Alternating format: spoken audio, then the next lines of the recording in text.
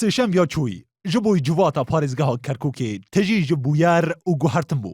Wisa xuya dibe ku niha civata parêzgehê bûye navenda yekalîkirina hevrêkiyên siyasî û yasayî ku bi salan e li dervey vê civatê biryar li ser da tê te dayîn.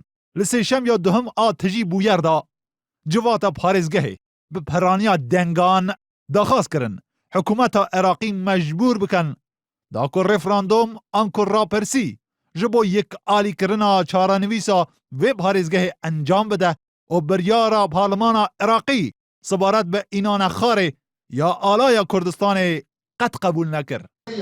ئەمڕۆ بە کۆی دەنگ دووبارە ئەنجومەنی پارێزگای کەرکووک دەنگیدا لەسەر ڕەتکردنەوەی بڕیارە نایاسایی و نادەستوریەکەی ئەنجومەنی نوێنەرانی عێراق بە کۆی دەنگ و هەمان کات بۆی سەروەرەیەکی تر تۆمارکەین بۆم شارۆک و چۆن لیستی برایەتی بەردەوام سەروەری تۆمار کردووە لە 2008ەوە ئەمە سەروەرەیەکی تازەیە کە ئەمڕۆ دووبارە بە کۆی دەنگ دەنگیان لەسەرەوەدا کە بێ حکوومەتی اتحادی ملزم بێ بە جێبەجێکردنی ڕاپرسی لە شاری کەرکووک بە پێی مادەی دەستوری 140 داواکەین لە پەرلەمانی عێراقیش لەسەرۆک وەزیران کە جێهاتی جێبەجێکارە کە لە مادەی 140 ئەوی دەستنیشان کردووە سوڵتەی تەنفیزیە ئەو مادەیە چیتر مراوەحەی لەگەڵ نەکا و دەستی بە شاری کەرکووک و شارە کوردستانەکانی دەروی هەرێمی کوردستان نەکا. Tenê lîsta birayetî hatibû vê kombûnê. Hemû kutleyên Turkemenî û Erebî nehatibûn vê kombûnê. Lez û bezkirin di encamdana referandum li Kerkûkê pêşniyara lîsta birayetî bû. Li du endamê vê lîstê ku Erebin daxwaz kirin pirsa referandum paş ve bikeve. Cevat Cenabî yek ji endamên lîsta birayetî ku daxwaz kiribû referandum paş bikeve amaje bi wê kir.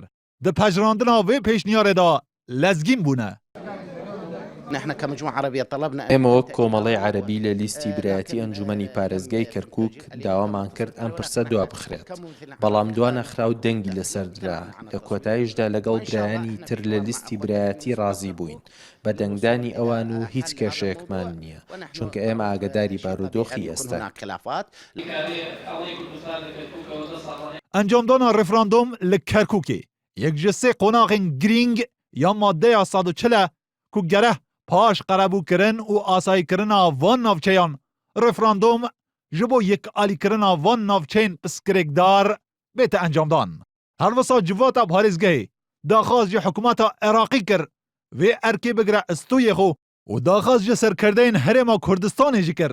Lezê bikin û daxwaza Kerkûkiyan mîna sala 2008 piştguh neavêjin.